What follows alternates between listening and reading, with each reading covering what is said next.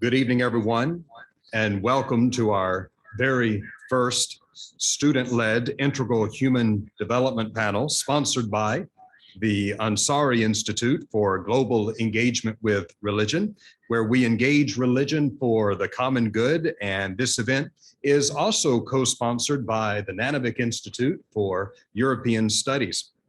In just a few moments, Professor and Director Clemens Sedmak will introduce us to the concept of integral human development.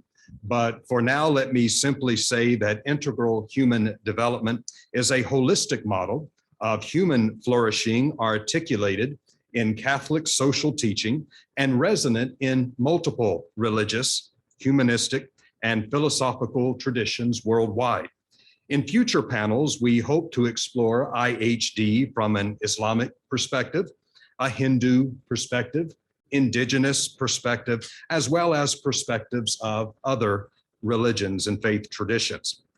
At the Ansari Institute, we believe that studying different religious traditions and bringing them into conversation with each other can shed new light on this cross-disciplinary approach to human dignity, which proposes solutions that consider the whole person.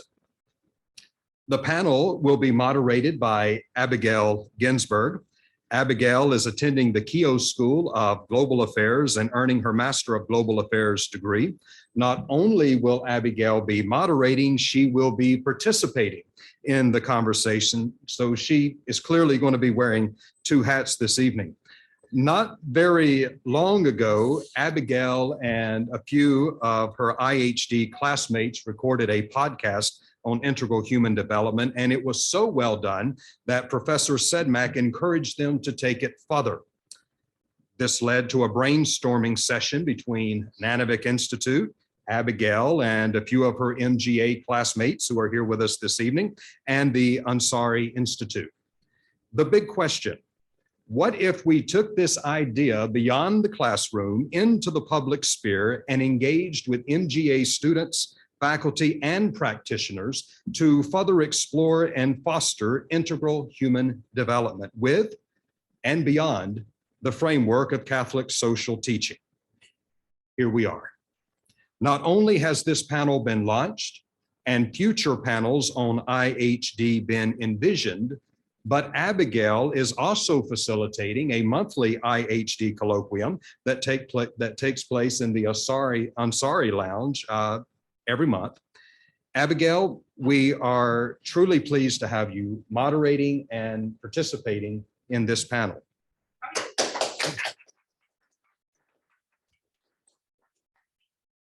Abigail is joined by Professor of Religion, Conflict, and Peace Studies, Dr. Atalia Omer.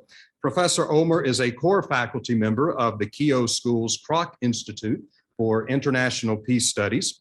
Professor Omer has written two books. Her first book, When Peace Is Not Enough: How the Israeli Peace Camp Thinks About Religion, Nationalism, and Justice.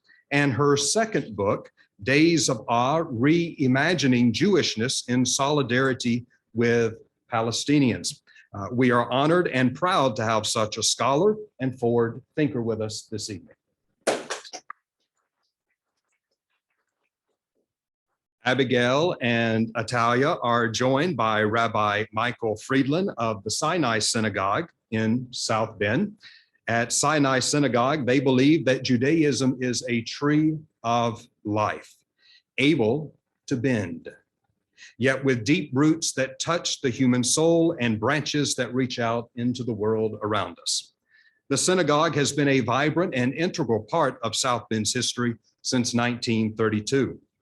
Graduating from Conservative Movement's Rabbinical School and the Jewish Theological Seminary in 1990, Rabbi Friedland has been officially recognized as a mentor rabbi by the Conservative Movement's Rabbinical Association for his exceptional work with rabbinical students. As a member of the Rabbinical Assembly Committee on Small Congregations and Isolated Jewish Communities, he has spoken around the world about bringing innovation and development to small congregations. Rabbi Friedland has been serving in South Bend since 1996. Rabbi Friedland, welcome to the conversation.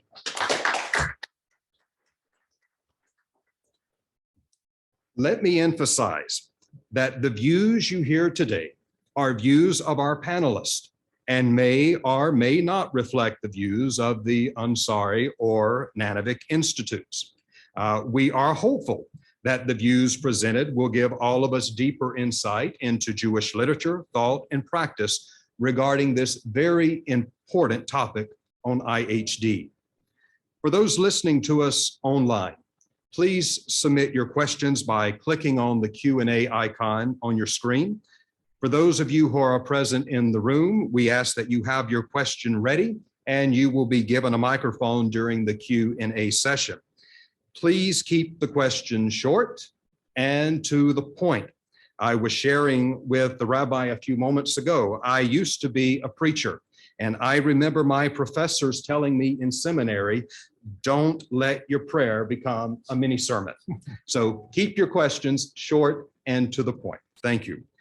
Without further ado, I'll ask the director of the Nanovic Institute, Professor Clemens Sedmak, to come and introduce us to the concepts of integral human development. Please make welcome Professor Sedmak.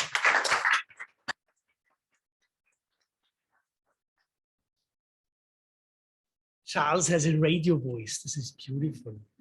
So, good evening. Thank you for having me. Abigail asked me to introduce the concept of integral human development because that's what I teach here at the Kiosk School. So that's my raison d'etre in this space here. And in the outline, Abigail also told me what to say. And I mean, you cannot say it any better.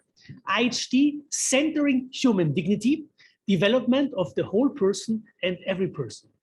That's IHD. Centering human dignity, development of the whole person and every person. And I still have 4 minutes to explain it a little bit further. So as most of you, probably all of you know, the way we think about IHD at the Kiosk School is the concept itself emerged in Catholic social tradition, notably in Pope Paul VI, Encyclica Populorum Progressio, section 14, where it talks about authentic human development. And he explains that by the development of each person, no one left behind, and the whole person in all her dimensions, be they material and be they spiritual. Most of you also know that Pope VI was inspired by a Dominican economist, Louis-Joseph Lebret, who was shocked to see in the 1920s the results of the globalization of economy in the fisheries in the Normandy in France, and he fought for a human-centered economy as early as in the late 1920s.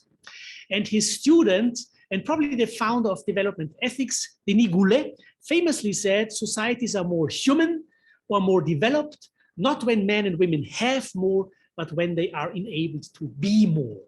And that's the way we think about IHD, as an invitation to being rather than to having. So the simple formula I like to use is do not leave anyone behind and make sure that each dimension of the person counts. Which also means that IHD is a vague, fuzzy, and flexible concept, but it's not compatible with any and every position. So you cannot be a person who promotes a neutral understanding of development and be an IHD guy at the same time.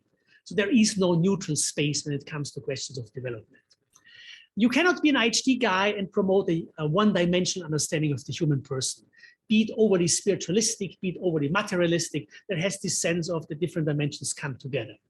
You cannot be an IHD guy and believe in selective approaches that focus on majorities. So certain versions of utilitarianism would not be compatible with an IHD way as we think about it, at least in this tradition. And Pope Francis talked about the technocratic paradigm, the idea of you fix problems so that the problems go away. This is also not a position easily compatible with IHD. Having said this, I don't own the discourse. The Catholic Church does not own the discourse. The popes do not own the discourse. We need a pluralistic, sensitive discourse that understands where a concept may come from, but it has to be owned by a community, even also in a controversial and critical way. Here at the Kiosk School, we have a discourse on IHD. Every new faculty member is sometimes surprised when we say, now, what do you think about IHD? And then some have a good answer. Some say, I will develop a good answer. We just know that in our conversation in the Kiosk School, the following features about integral human development have emerged, learning from my colleagues. The central role of human dignity. So at the center of the idea of IHD is the emphasis on human dignity, dignity of each person. A relational understanding of development and the human person, which also means the role of encounter, the role of accompaniment, terms we use here at the Q School a lot, come prominently into play when we think about IHD. The consideration of cultural richness, the role of beauty, and the role of the imagination. So it's not just material development that counts, but also beauty and the so-called useless aspects of life that give us the strength to go through difficult times. Special consideration of the most disadvantaged and those left behind. That's where IHD would differ from certain utilitarian approaches. You pay special attention to those who have to struggle most, who are most vulnerable, least privileged, and most disadvantaged. And finally, asking first and last questions. Those questions about what ultimately counts, what matters in life, what is the point of life, and asking those questions without at least anticipating a response. Here at the Q School, we also face some criticism, well-founded criticism of the concept. As I mentioned, some call it fuzzy and vague.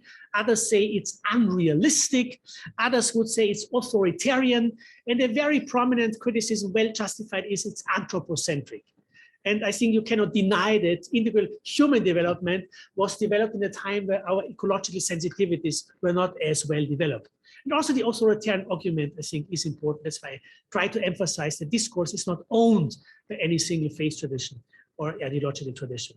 So what we want to start tonight is helping us to build a critically engaged learning community. I'm so grateful to Professor Omer and Rabbi Friedland to be here with us, being guided by Abigail. Thank you so much and have a wonderful evening.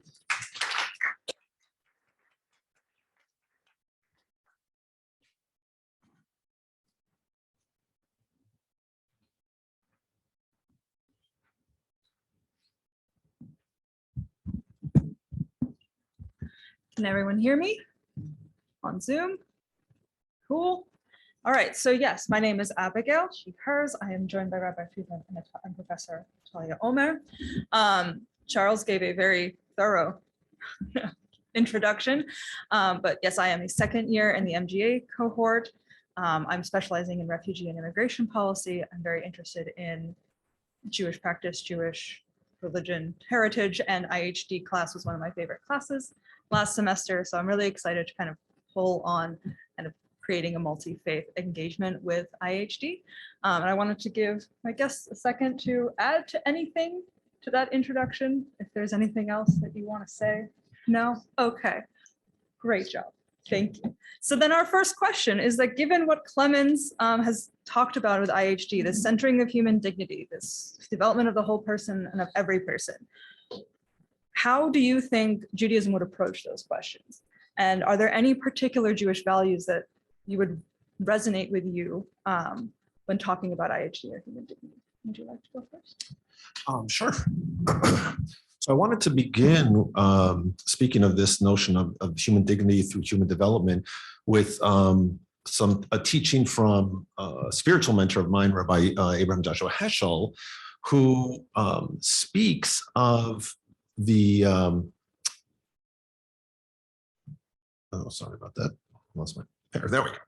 The two human concerns, and the emphasis of the divine in especially in one of them. There's reflexive concerns that we have as human beings. We care about our own needs. That's very important. But it's also rooted in a certain type of anxiety in the self's future. But there's also a transitive concern that's a regard for others. And reflexive concern, says Heschel, cannot be attributed to God because there is no threat to God's being. God is being the only divine being. God's chief attribute is transitive concern. God is totally transitive as a being. Divine concern expresses itself in three ways: creation, revelation, redemption. Creation is conceived as a voluntary expressive activity which shows concern not just with creating something and making it happen, but also that being coming into being and having it maintained. That's creation. Revelation is obviously the belief that God expresses God's will, certainly to the Jewish people, and that's Torah and mitzvot. and then finally a redemption, which is God as Savior. Now, the importance of that is how it impacts on human relations with God. The experience of being the object of divine attention has therefore a twofold effect. One becomes aware that one is ineluctably placed within the field of divine perception, from which one cannot escape, which sometimes is a little bit scary. But also at the same time, one recognizes that being in that divine, having God, that field of divine perception, one is also safe and sheltered within God's care. Humanity experiences the joy of being found by God and the terror of being found out by God.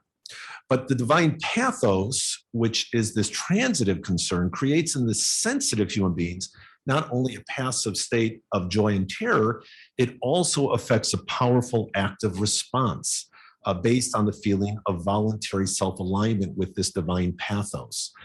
Seeing that God is a stake in the human situation and the human predicament is also a predicament of God because we're connected to each other. I'll share in a moment. Human response with sympathy and therefore we sympathize with divine concerns. There's a famous midrash from the Talmud. It says, Rabbi Chama, the son of Rabbi Hanina, said, what's meant by the verse that you should walk after the Lord your God? Is it possible for a human being to literally walk after God? Aren't we told in Deuteronomy that God is an all-consuming fire? And therefore, it must mean that you can't literally walk in God's ways, but you emulate divine concerns, divine attributes. And so the answer is, well, just as God clothed the naked, example, Adam and Eve, so you human beings clothe the naked. The Holy One visited the sick after Abraham was circumcised. God visits the next chapter in the Torah. God presents God's self to Abraham. So therefore, we're also supposed to visit the sick and can be concerned with them. God visits Yitzchak, Isaac after Abraham's passing and presents God's self at that time. So too, we learn to console mourners. And finally, God buries the dead, Moses at the end of Deuteronomy. And so too, we are supposed to do the same. So that sense of the Jewish concept, I think, of human development and connected to human dignity is that because God is totally transitive and constantly looking outwards towards the other, so human beings in trying to emulate imitatio Dei, we're supposed to be doing the same thing. So I don't know how much time we should share. I've had some other thoughts too, but I don't want to take all the time from Talia. So Let's bounce back and forth. This is more discussion than anything else, really. So if you wanted to go next. Yeah. So yeah, thank you for including me in this conversation, and actually the framing, including the disclaimer about that the opinions that will be discussed here are not necessarily reflective of the Ansari Institute, generated some questions for me as well. I suppose that I've been grappling with what integral human development, what it means for me as a scholar, and my background, as was said, I'm not sure if it was said, is in the critical study of religion and theory and method in the study of religion, and also religion, politics, and ethics. That is embedded within thinking of the modern West as an intellectual tradition, a political project, not a geography, but something that is very deep in what we are doing here, especially in the academic space, our disciplines, and so forth. So I was very excited to be invited into this conversation, and when the rabbi started with Abraham Joshua Heschel, I was immediately thinking about the other Heschel, the Heschel that's, marched with King, like Father Ted. Also another iconic photo that is ubiquitous and that many contemporary Jewish people are appreciating, but also in many respects want to challenge for the ways in which it kind of it's romanticized, as if the kind of solidarity that Jewish people demonstrated is immediately reflective of commitments, let's say, for anti-racism, as an example. But I was immediately thinking of the Abraham Joshua Heschel, who said after marching with King that he was praying with his legs, and that act of marching in co-resistance was a sacred act, going out and protesting and challenging the norms and the laws for being unjust. So this is the Escher I was thinking about it, but I was also thinking about, in relation to the first question, which is what does it mean to center human dignity, development of the whole person and every person. I was also thinking of the kind of work that Abraham Joshua Heschel's daughter, Susanna Heschel, has done as a feminist Jewish thinker, approaching the sources of the tradition from a feminist perspective, and looking at, well, actually, a lot of the tradition talks about women as less than fully human. And so this is just to highlight that a tradition, as many important thinkers in this university as well talk about the tradition as something that is embedded and embodied in an ongoing conversation and argument over history. And so I really want to bring into the conversation history and historical context and contestations and the kind of the internal plurality of religious traditions, and that they are not hermetically articulated. And so when you talk about, oh, what does Judaism have to say about IHD, or how does it fit in? So I'm not opening the kind of the bookcase and pulling out the book and say, oh, this is what Judaism is saying about it.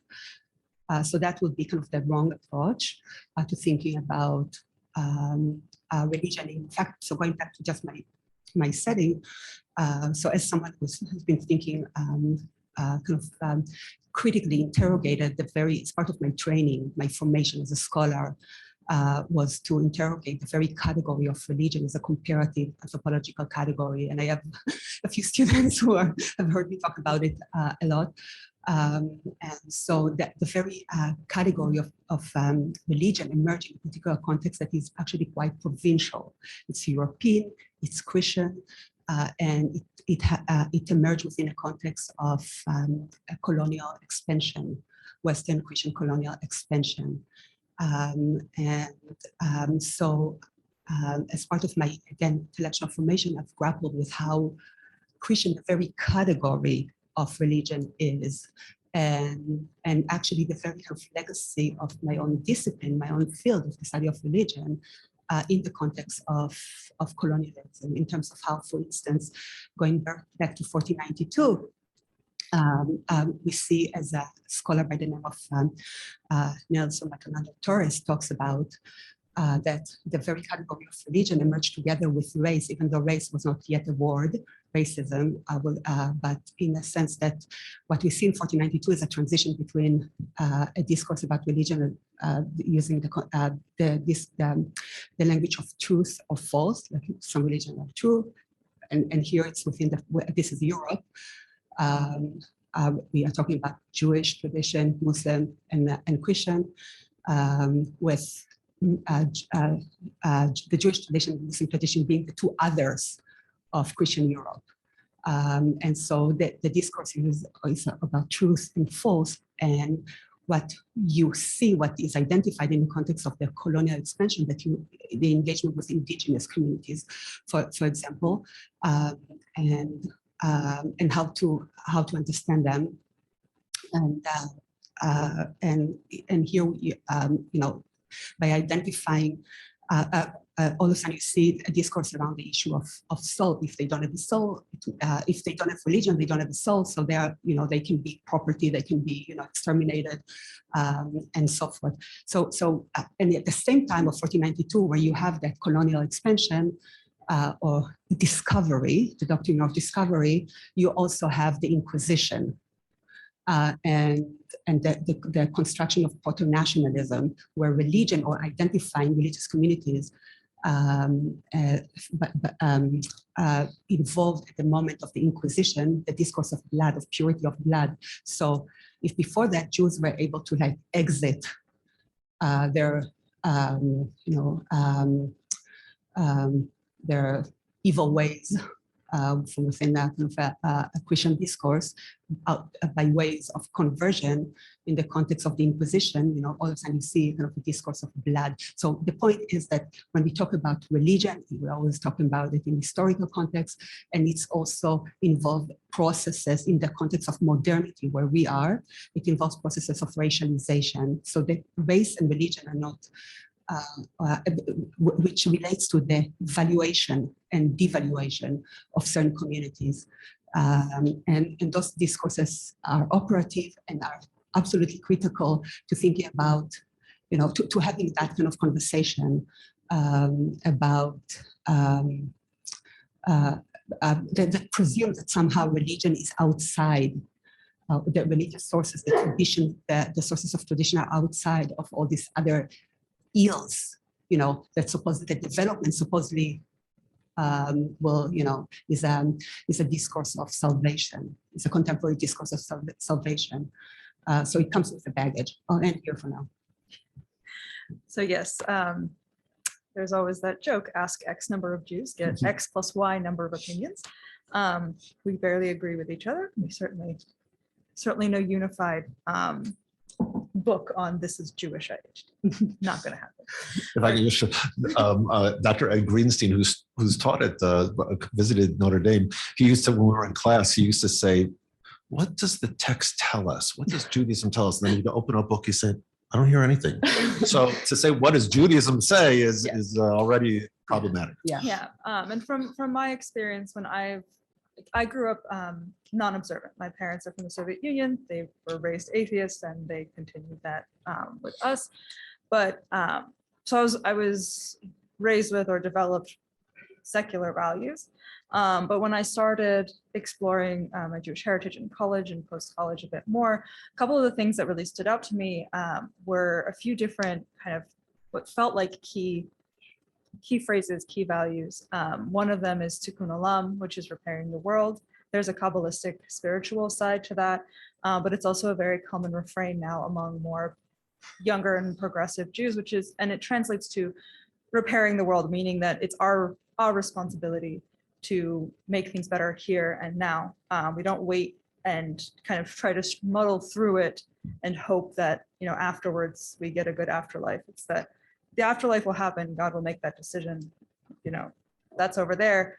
We don't have to worry about that. What we have to worry about right now is fixing what we see, the ills that we see. And how do we do that?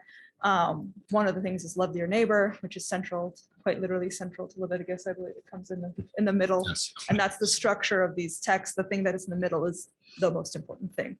Kind of build up to it, and then you come down from it. The other thing that comes up very often is to welcome the stranger, which is particularly resonant to me. Like I said, my parents were born in the Soviet Union. They came over through HIAS, which is the Hebrew Immigrant Aid Society. The tagline is welcoming the stranger. So I wouldn't be here if we didn't welcome the stranger. I'd be in St. Petersburg, maybe doing something similar. Who knows? And then, so those kind of three things, and tzedakah, which is commonly translated to charity in the sense that is when we donate 10% of our income to good works or to the synagogue, but it translates also to justice.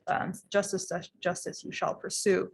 So this commitment to, and we've seen that, and you mentioned Heschel, we've seen that with Judith Butler, we've seen that even in some ways with a lot of the past 150 years, like social movements to improve society have very often had Jews in them. For better or for worse, Trotsky was Jewish. He wanted to make things better for his world, we don't like the Soviet Union, but we have Heschel marching with his feet. We have Judith Butler and gender. We have people doing legs. Yes. With his legs, kind of, there's a lot of history of Jews being on the forefront of like pushing society to improve. It's just something that I've always been inspired by, even as it is always more complex than the snapshots that we see in the newspapers, et cetera. So for me, that's kind of what I found most resonant and kind of where I latched in. And then that's what has come up also in our class with IHD on centering human dignity. So as we talk about, I mean, you talked about God looking out towards others, and so therefore we must look out to others. You talked about being, critically engaged with all of our traditions to ensure that we are not stepping on anyone else's, that we are not recreating harmful dynamics. I was curious how you two might conceptualize your obligations towards your community or towards humanity in general, and how does your Jewish identity or your Jewish values kind of play into that? What's been inspiring to you? What do you look back to kind of keep you moving in that way, et cetera? Do you want to try? Who wants to go first? I just spoke. So. Okay. Well, I just want to go back a little bit because you specifically what practices in Judaism lead towards, or what do I find meaningful in terms of human development, human dignity? And there's a number of them. One is prayer. I mean, daily prayer, I think, is essential to one's development. And in Jewish sources and the traditional Siddur that we use, there is every morning we begin with a list of blessings. And what's I think so fascinating about the blessings, I'm always remarkable on this, is that they originally come in the Talmud, they were describing a person's experience as the individual wakes up in the morning. So you open your eye, you wake up, and originally the person would say a blessing, praising God for the rooster who distinguishes between dark and light, because that's what you hear. That's your ancient alarm clock. And then you open your eyes, and one would say a blessing, praising God who opens the eyes of the blind. Now we do it in the synagogue. One doesn't. It's part of a rubric that one says in the synagogue. But I think what's fascinating about that is that it takes the individual experience and then universalizes it. And in universalizing it, it makes one responsible and recognizing your relationship to the rest of the world. So God is the one who is Pokeach Yivrim. God is the one who opens the eyes of the blind. My experience is I'm opening my eyes, but it makes me recognize that the world that God would like is one in which everybody can see, where there's no blindness. So that means if there is blindness in the world, if there are people who literally cannot see, then somehow as a member of this human community, again, Tselem Elohim, from the Genesis, we're created in the image of God. If I'm part of that, I have to then work to make that vision whole. So if there are people who can't see, how do I help that individuals? How do I part of the solution there? Another value is Anavah, humility. I think that is a really important trait that is lost in the world that we live in today, because so much of our world is anonymous. That is, to me, the danger of social media. I see it in my own kids. I have a child who is a very kind and thoughtful person, but man, when they get on Facebook or Instagram, it's like no holds barred, and they will say things, very harsh things about because they're passionate about their beliefs. But I wouldn't recognize that child because, of course, it's anonymous. I'm not saying it to a human's face, right? That's Levinas, is that the ethics begins with the face of the other. So if you don't have that other face, where are the ethics? So Anavah, humility, is very, very crucial, I think, as a trait. Gimilut Chasadim is something that Abigail alluded to. Acts of kindness, I think, is very significant. The term Gimilut Chasadim, Gimilut means to basically pay back. Chesed is compassion. Paying back who am I paying it back to? Well, it means that because I exist in the world, I exist already. Because I exist, there are benefits to me. I can breathe, I can see, there are food for me to eat. I am part of a community, a loving community. So therefore, because of that, I then owe to do chesed to other people, not to the person who gave me food, but to humanity that I'm part of. And finally, the last one I wanted to share, it's a mystical concept originally, like Tikkun Olam, that has been reimagined. It's the concept of Tzimtzum. Tzimtzum in the Lurianic Kabbalistic system, Tzimtzum is God is everywhere, and so there's no place for the world because God is everything. So how does the world exist? Well, God has to pull back God's self to make space for the world. And Rabbi Yuval Sherlow, who's an Orthodox rabbi in Israel, he calls this, that this is something that we human beings should emulate, this pulling back, that he says, the human beings imitating God's self-retracting self must, instead of always asserting rights against others, demanding respect all the time, be willing to moderate one's demands, to forgive insults, to allow for repentance and amnesty, to make room for the other without feeling this to be damaging to one's own dignity. I think that's really a valuable concept, especially in the world that we live in, this personal tzimtzum, to pull back and allow others a space to exist. I think that's part of what we've been talking about in terms of human development. It can't just be about me, it's got to be about thinking about the other. So I guess we are doing 1A right now. 1A. I don't know, I'm just talking. That's as a clergy, we just learn to talk.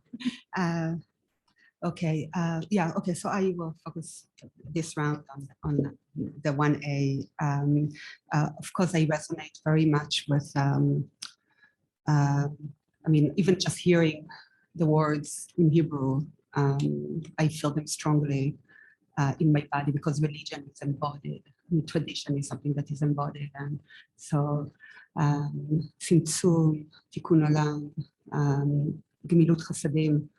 I actually remember being a recipient of an anonymous Gemilut Chasadim, receiving charity when I was a child, after my father died, and somehow anonymously diapers arrived for my baby siblings because it was a tough situation, and regardless of who we were and what were our positions and opinions. And so I'll always remember this, and it's very deep, kind of etched in me, this practice and what it means. But also, again,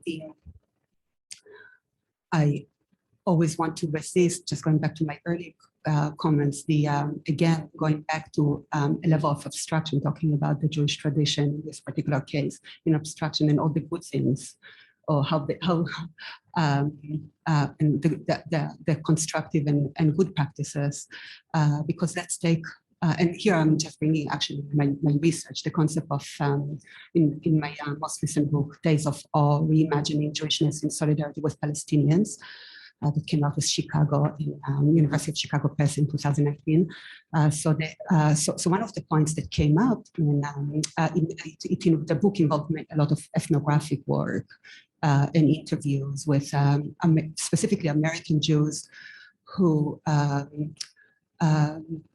just started to interrogate the ways in which they were socialized to interpret their commitment to Israel and to the particular manifestation of Israeli nationalism. And in fact, a little bit of Israel became a center in their understanding of their Jewishness. So they started a process that they refer to as unlearning. So it wasn't my word that I imposed on them. This is a word that they put forward for me. And I heard it over and over and over again. And part of what led them to the unlearning, and there were different paths, but one of them is that they were in a particular context. So again, the importance of the context, and this is especially the US context, where do Buddhism is part of the college, especially the college experience. So you go and do some service work somewhere, you build a school or whatever. And often it happened, this do-goodism happened within kind of a Christian context, churches, in terms of how various friends were socialized and incubated into that do-goodism. So there was kind of a shift. Well, Tikkun Olam was kind of appropriated in this respect. So if in earlier decades, many American Jews would go to do good in Israel, like volunteer in a kibbutz, like agricultural community. All of a sudden, they kind of had developed a more global approach, and many of them talked about how they bracket, so they engage in the Tikkun Olam and kind of often a very profound understanding of what it meant, and in terms of their obligation as human beings, as citizens, as people who are privileged, and many of them talked about, using categories like privilege, white privilege in many cases, although the construction of Jews as white is something that again needs to be historicized and contextualized. But in any case, they bracket, they did Tikkun Olam, but they didn't think about Palestine and Palestinians. And then they described to me how that kind of cognitive dissonance, they couldn't hold on anymore, that cognitive dissonance. So this is just, again, to highlight the interpretive, the constant hermeneutical work that happens historically. And so if we'll have this conversation in like 30 years, I'm sure that it will have a different kind of motifs and perhaps a different tone.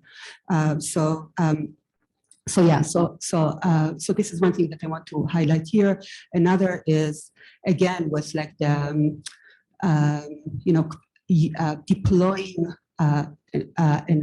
the appeal to kind of religious identity and commitment to the kind of act of charity also brings to my mind the, again, if we want to centralize justice and maybe transformation, kind of a transformative discourse about not only doing something cosmetic, but also something structural. So I'm thinking of Paulo Freire and his concept of false generosity, and how it's important to bring it into thinking about, the kind of assumptions that come into like, we need to engage in kind of that do-goodism in the world, and how do I do it as a Jewish person? So these are the two things that I want to bring up at this point. So we've talked a lot about values, or kind of either research or conversations that we've done, or text-based kind of pulling things out. I'm curious maybe about both of you, and I've had, I can share as well, like have had experiences in your life doing things that you think are hopefully improving the world. Mm-hmm.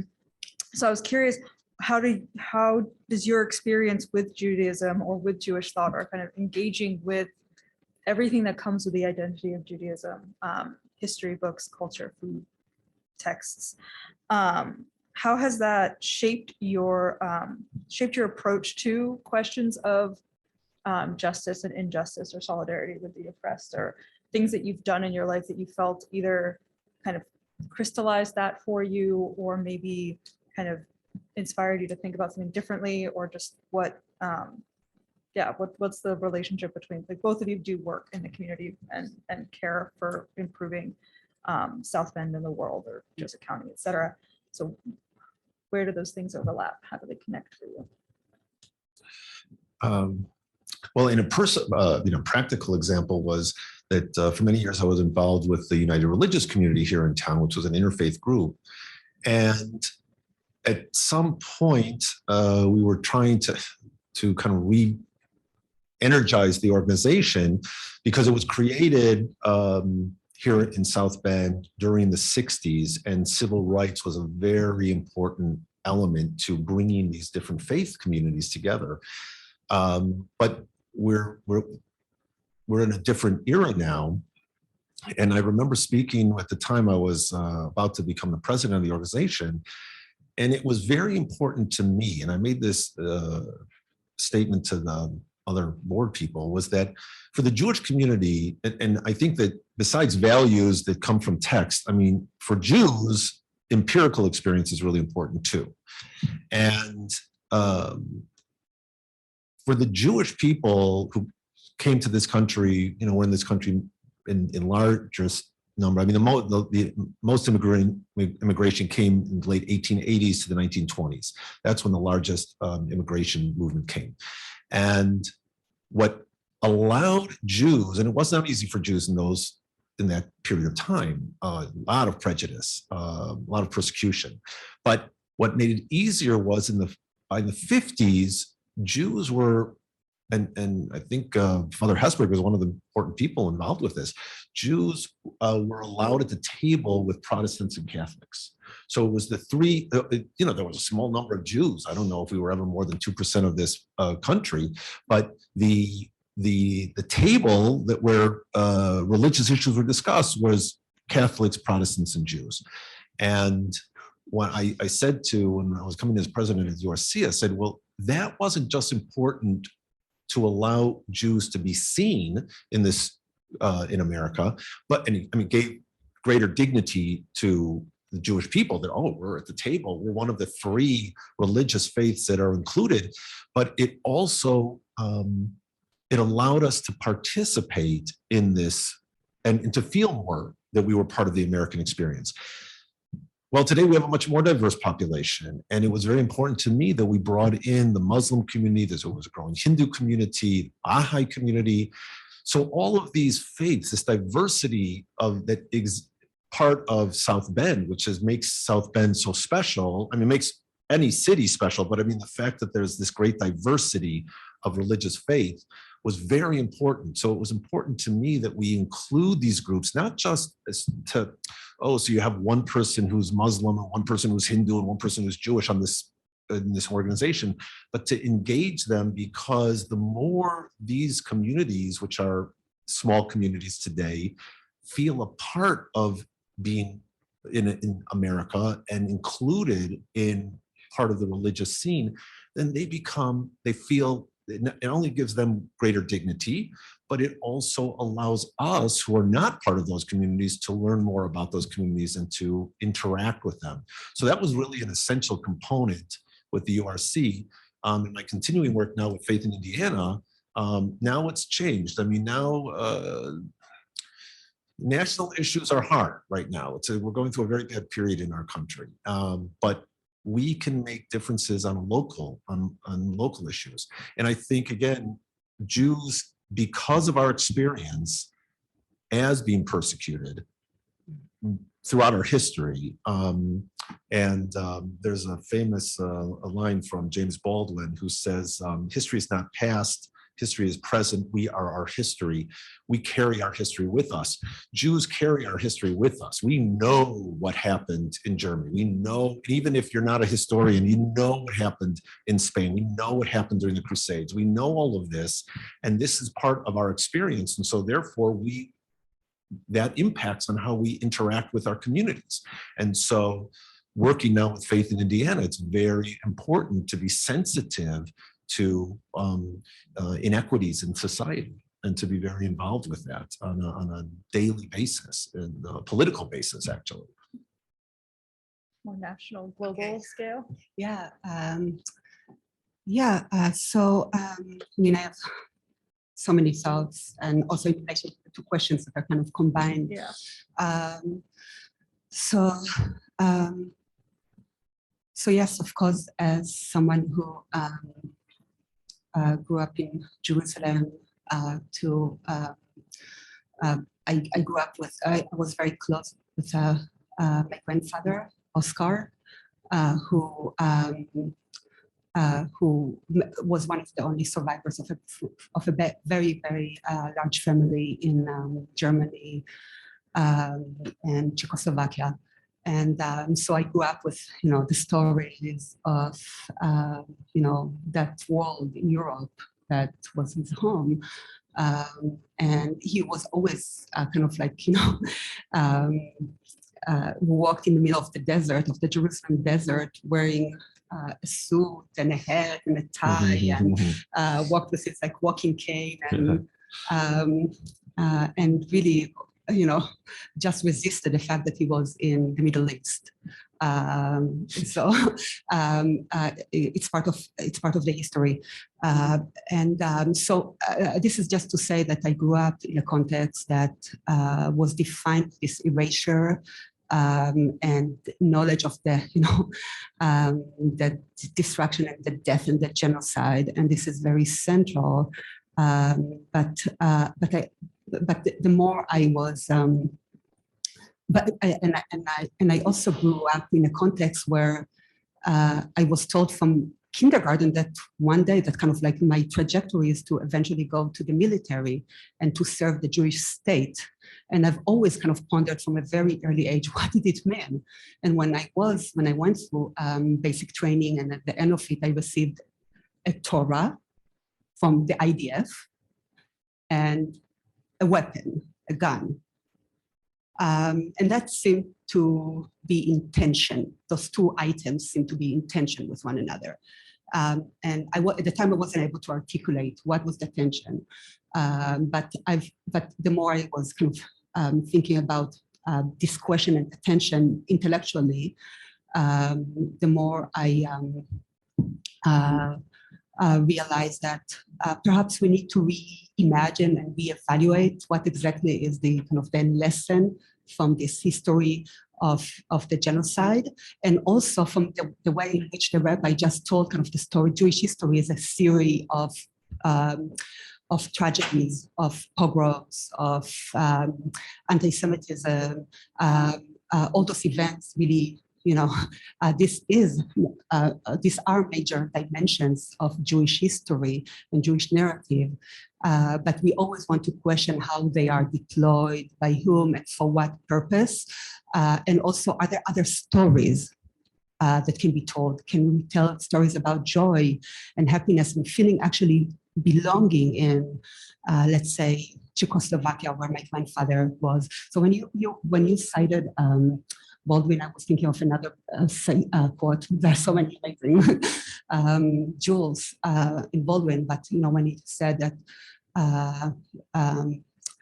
in reference to events and tensions that unfolded in the 1960s in the US, he talked about that attributed anti-Semitism especially to African-American communities. He wrote about how African-Americans became anti-Jewish because they're anti-white.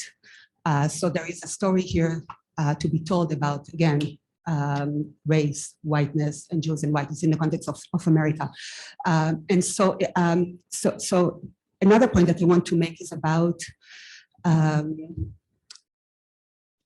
again, that narrative about the series of pogroms, destruction of temples, exile, pogroms, and a genocide of the Shoah, and then the supposed, teleology of that Zionism, the political discourse, political and spiritual and redemptive discourse offered, really tells a story that hold on to what one scholar of Jewish studies, Shaul Magid, calls ontological Judeo-pessimism, or an ontological approach to anti-Semitism, that it's just kind of an ontology. So it's a kind of an ontology of victimhood, of being a victim, being oppressed. Ontology referring to kind of the nature of being, in the very being, something that is unchanged, cannot be changed, it's inscribed. And again, when you bring kind of the historical lens, which this is kind of my motif today, is that I need to recognize that being a victim is not an identity. It's a subject position, which is a point that is so well articulated in a recent book by Michael Rothberg, the implicated subject. And that opens up the understanding that that the oppression, being oppressed, is not an identity but a subject position, really opens up possibilities for agency and for change and for reflection. In the case of the Jewish tradition and Jews, obligation of Jews, they need, we need to kind of make a switch and grapple with, well, how we are implicated or complicit in oppression. Because a lot of the discourse come with, you know, oh, we are like minority and persecuted, also true. And there is anti-Semitism. I personally experienced anti-Semitism on this campus. But with that, I also, as an Israeli Jew, a granddaughter of Holocaust survivors of the Shoah, I feel obligated to take ownership of what is being done in my name. And so going back to my research in days of our reimagining Jewishness in solidarity with Palestinians, and here I'll conclude, many of the Jewish actors who actually go to do like co-resistance action, they're praying with their legs in the West Bank, doing co-resistance work with Palestinian partners. They report about feeling for the first time meaningfully Jewish in the action, kind of like Heschel. I mean, it's really, I mean, it's amazing to, and even like singing, you know, the prayers and going through like Kabbalat Shabbat, you know, partying with the Shabbat during the action. And the way they, and you mentioned Butler earlier, and so Butler in a very important, Judith Butler, in a very important book called Parting Ways, she talks about how there is no such thing as Jewish ethic, again, in abstraction. It has to be relational. And she doesn't engage with Levinas, but not only Levinas, she also engages with Edward Said, you know, and Huda Witch. And so in the case of like doing justice and, you know, engaging and actively in repairing the world, in Tikkun Olam, in that context of, you know, that co-resistance as Jews, just again, from the ethnographic world, they understand it as, you know, intersectional. So here it's like the more general discourse of social movement, social justice movement, about,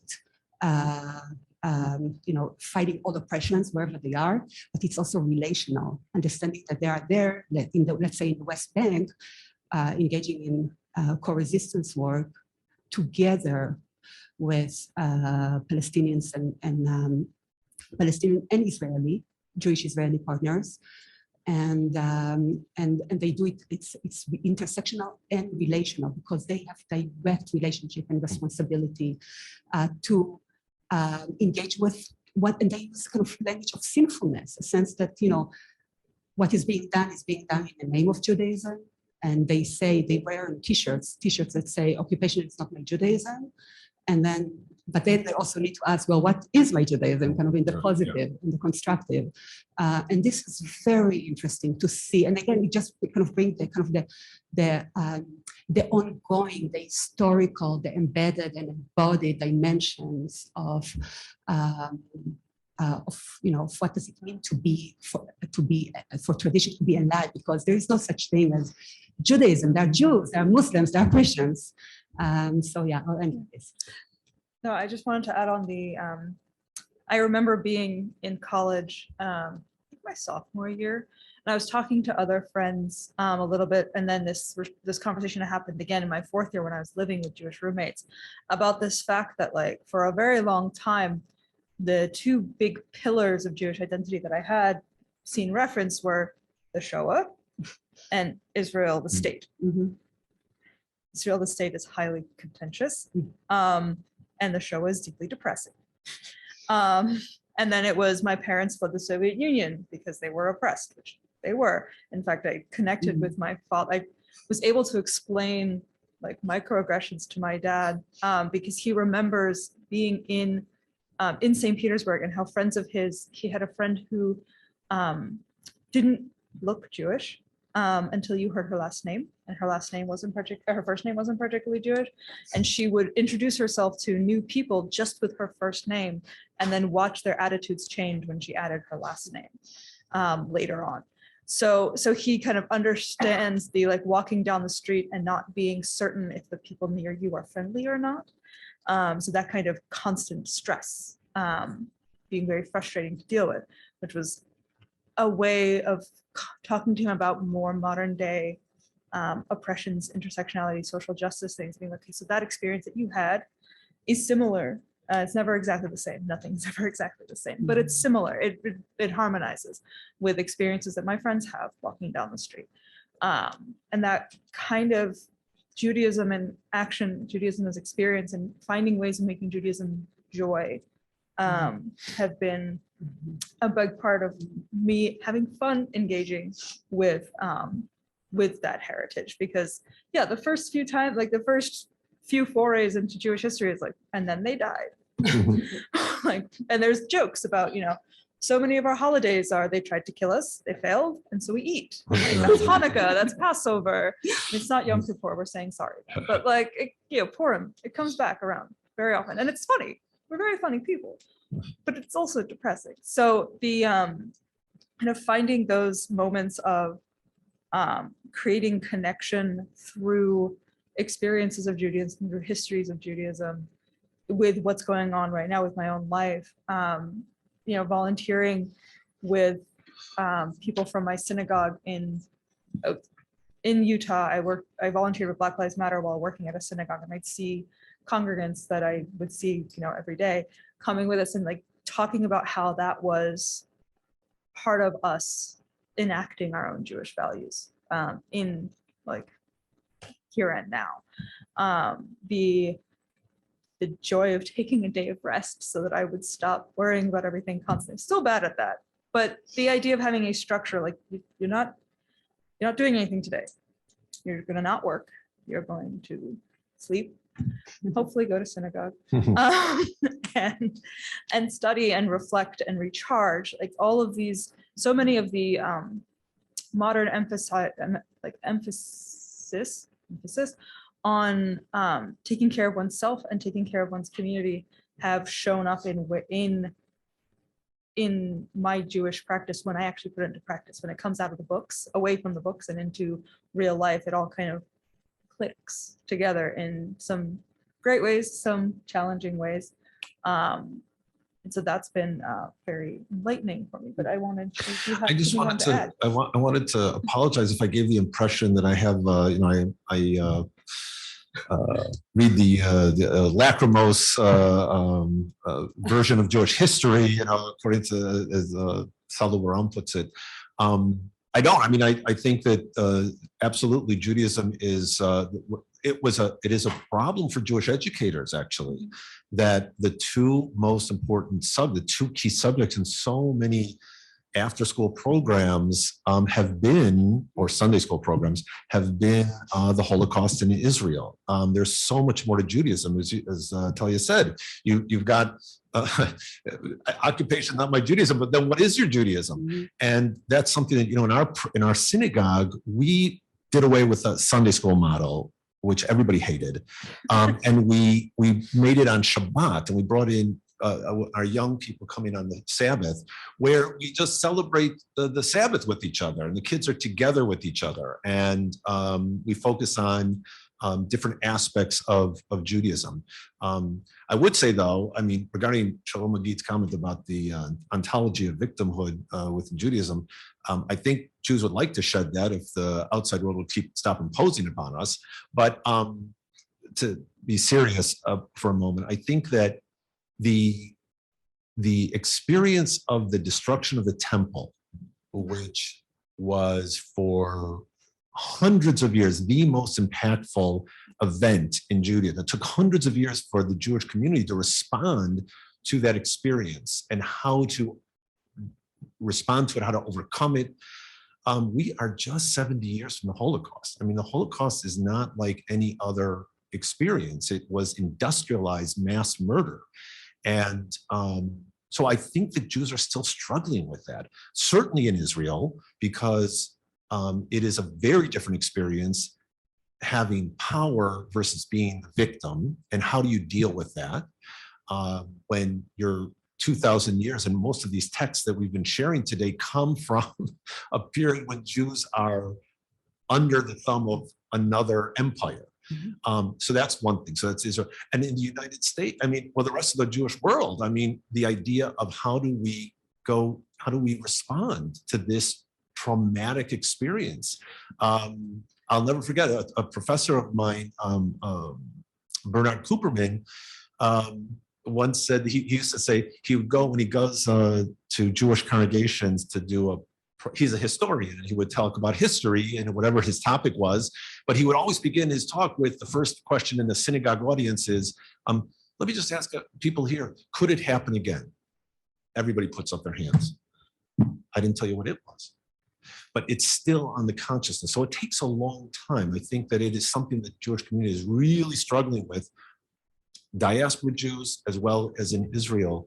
How do you deal with this experience and recover from it?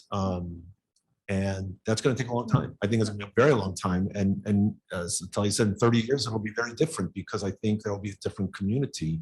Even in the United States, I can say my grandparents came here running from oppression in Russia, and then dealt with it in the United States as Jews in the United States.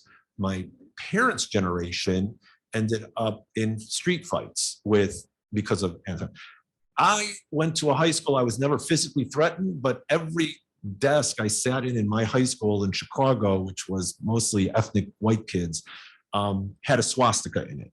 I used to joke when I went to Brandeis University, which is mostly Jewish kids, I used to etch swastikas in the desk just to feel more comfortable. But my kids don't know that. My kids don't know from that experience. Thank God.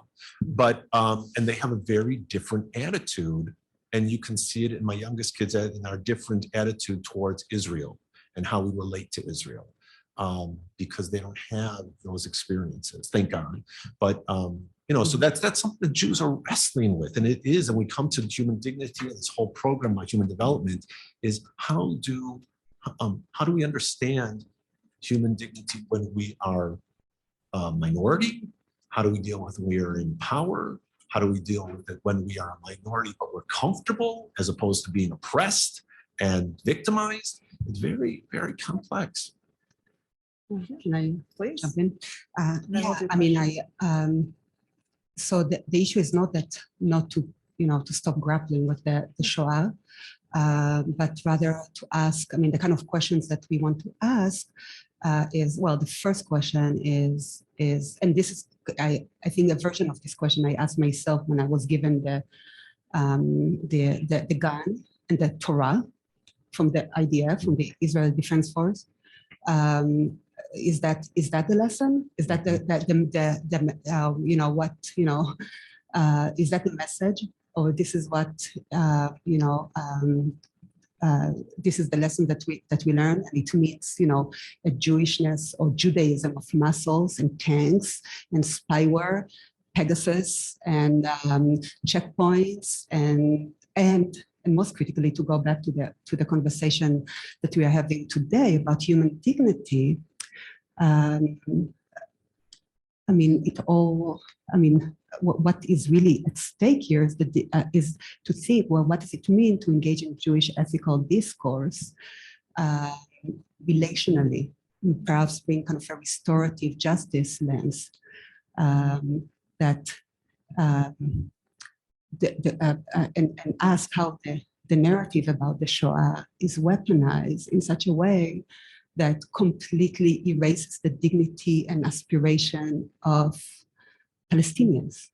And if Jews will not engage with that as part of the conversation about reimagining or interrogating, because again, the traditions are not fixed and reified, and essences that are unchanged over time throughout history that are ahistorical. This is the kind of, and it's not only, and there is no, and it's a discourse that concerns Jews globally because they are implicated and they relate to it in one way or another. So this is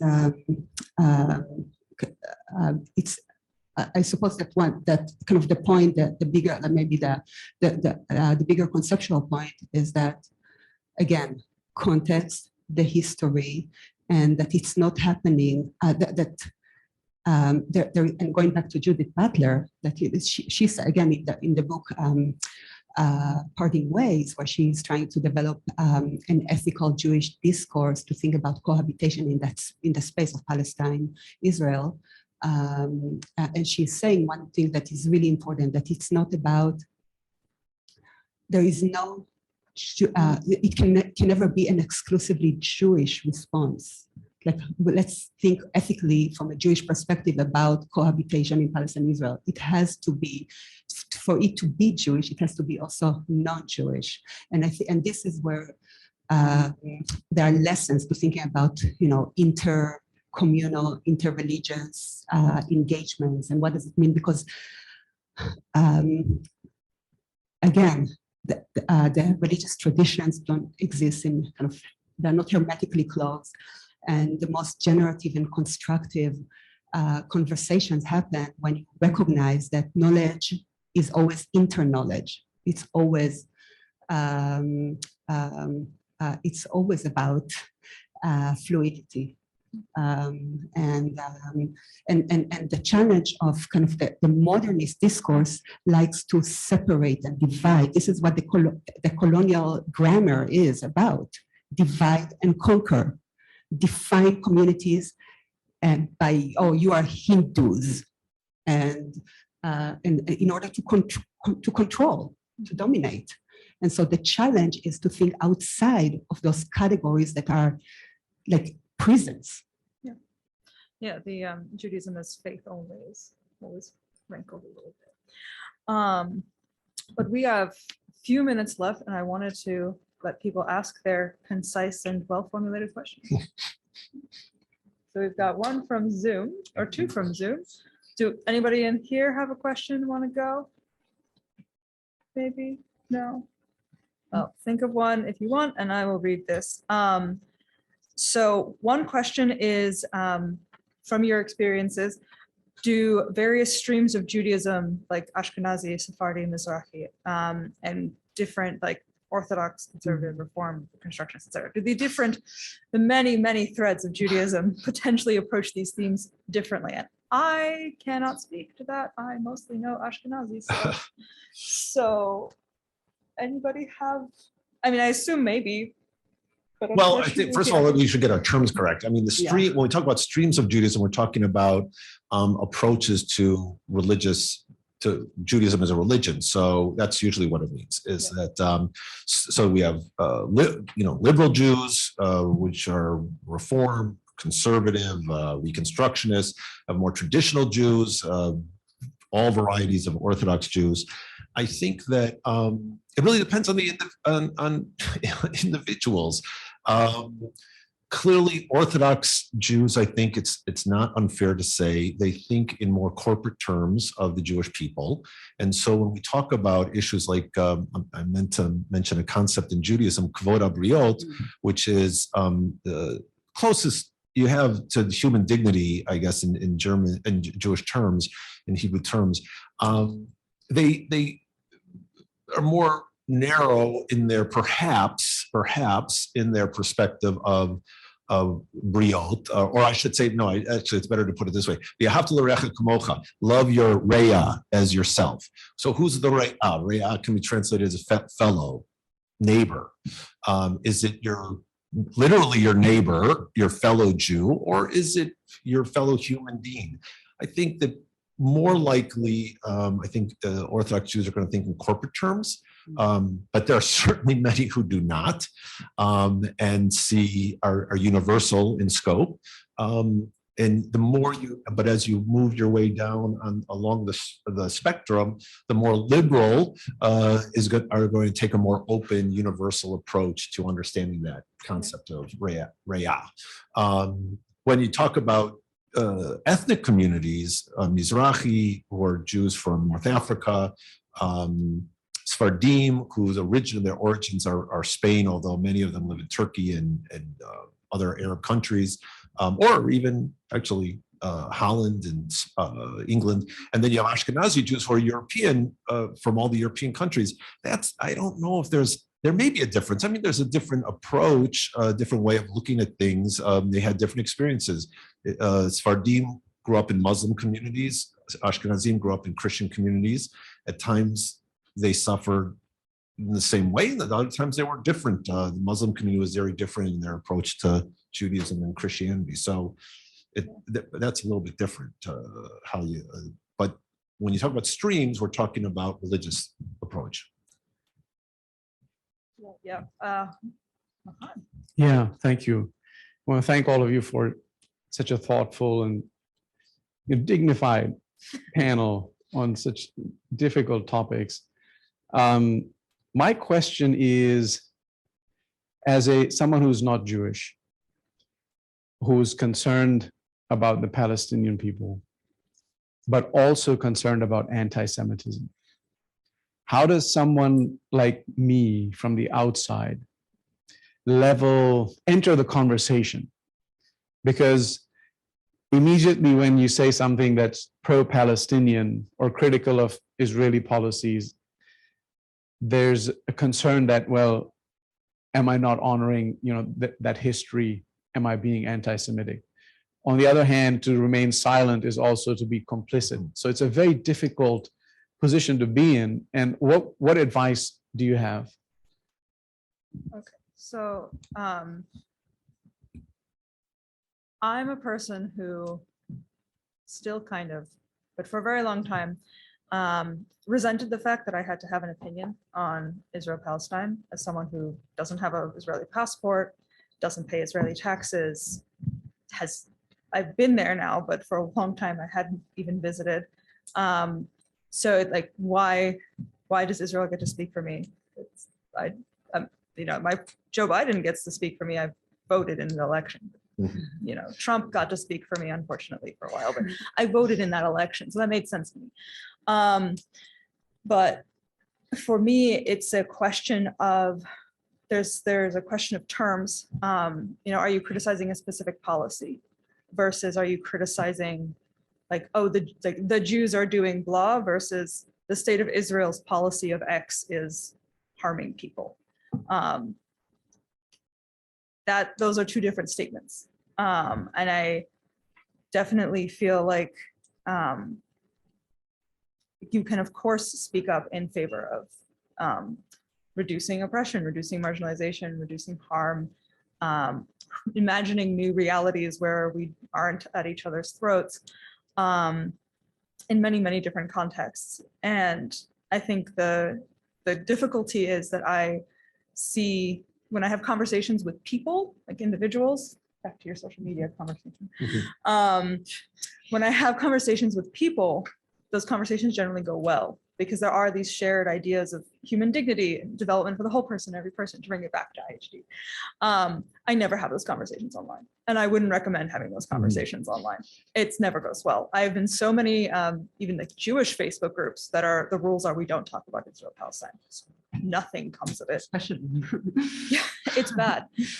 Because we, like I said, 3 Jews, 5 opinions, 10 Jews, 30 opinions, who knows? But people feel very strongly, and they feel strongly for very important reasons, from intergenerational trauma reasons on both sides to kind of ideological, aspirational reasons of like a just and kind world. And you have to, if you want to engage, or my role, my role to engage is to engage in person like this maybe, or in person around with your friends.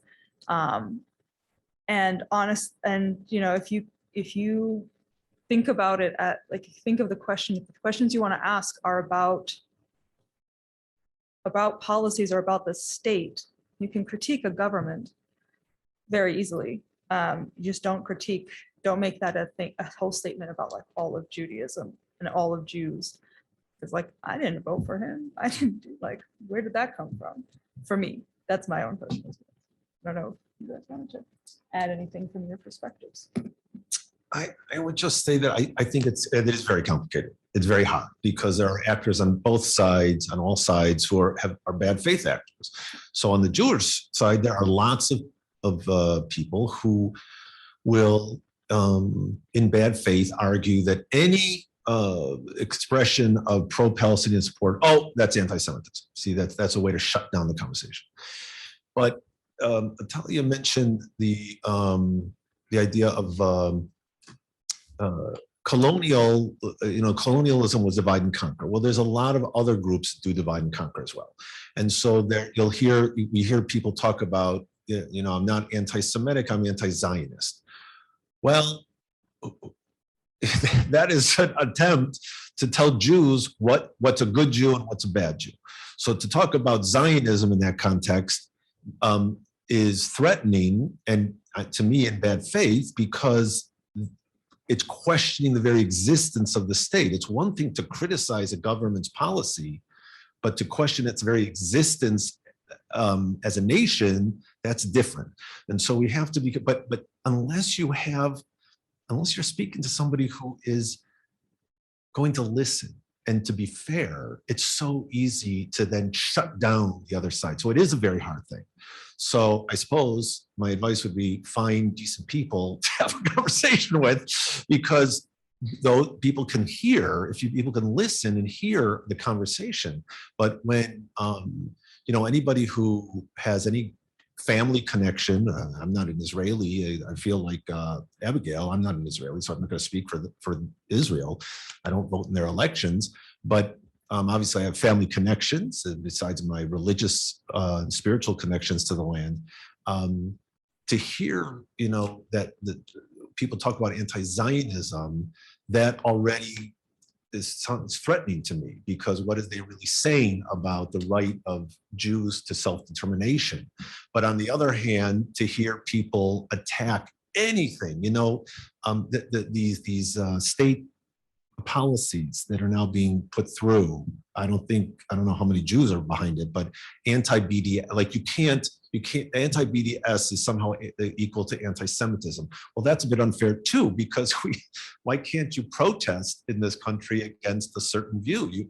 Not that I would agree with that position, but we don't shut down people for protesting any other, views. So I think that, so it's hard. I agree with you. It's a very hard thing. And again, I guess I'll go back to know who you're talking to. And if you're open-minded people, I think it's great. There are groups in town here of Muslims and Jews who work with each other. In fact, the Ansari Institute here, Dr. Ansari's son is a lawyer in Chicago, is part of a group, a Muslim-Jewish organization.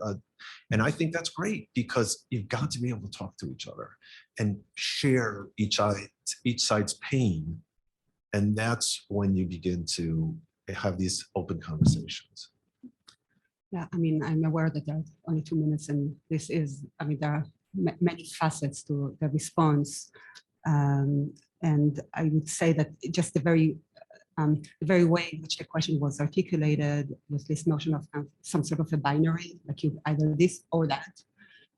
And also the response that we just heard reflects the ways in which the narrative is kind of dominated. And Edward Said, a great Palestinian American thinker, talked about the permission to narrate. Who has the permission to narrate? And think of just even that conversation that we had here, just this exchange. What narrative is foregrounded? What narrative is silenced? It's not either or. It's not, when we talk about questions of justice, it's not about zero-sum understanding of, let's say, in my classes, I teach a really important book, a new recent intervention that is emerging from Palestinians and Israelis, and especially Palestinian Israeli scholars. So Palestinian citizens of Israel who write and think in Hebrew as well as Arabic. And they talk about trying to think of a different kind of ethical grammar and bring together, not as one canceling the other, not as one causing the other, and not as one justifying the other, but the tragedy of the genocide against the Jews and the Nakba, the catastrophe of the Palestinians, and also an understanding of the Nakba as ongoing. And so it's not again about zero sum. It's not about two narratives. It's about thinking of, and again, Edward Said already talked about it in the 70s, at least since the 70s. So in terms of advice, you are also an American citizen. Call your representatives because it's American bonds and American aid that has enabled a lot of belligerence.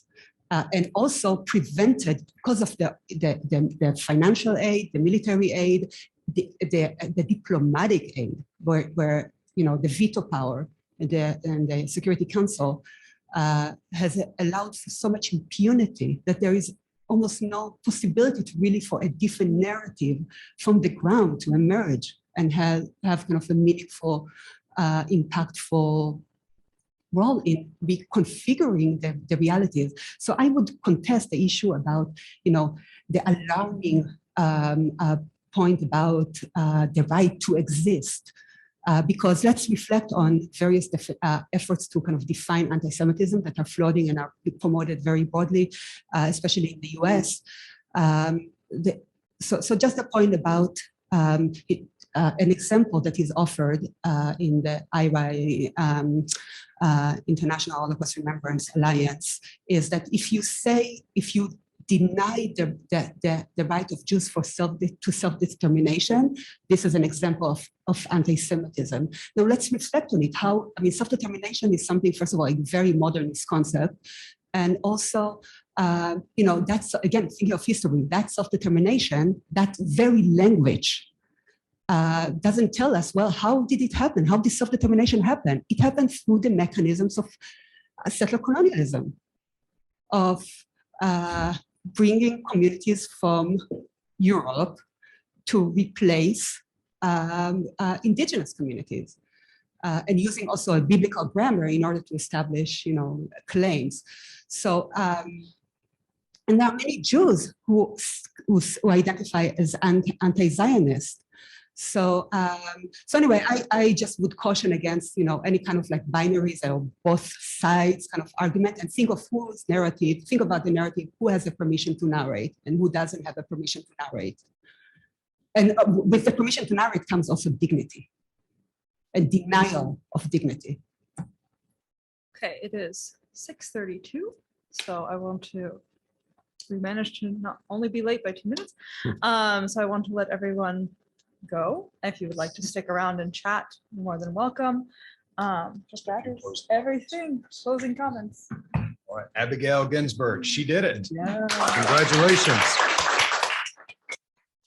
And, Rabbi, to your point, I think we found decent people to have a conversation with. So thank you for being with us this evening, Professor Omer, Rabbi Friedland, and of course, Abigail Ginsburg. The conversation has been very educational. It has been insightful. It has been prolific. It has been very personal, and it has been very motivating. So thank you for this conversation.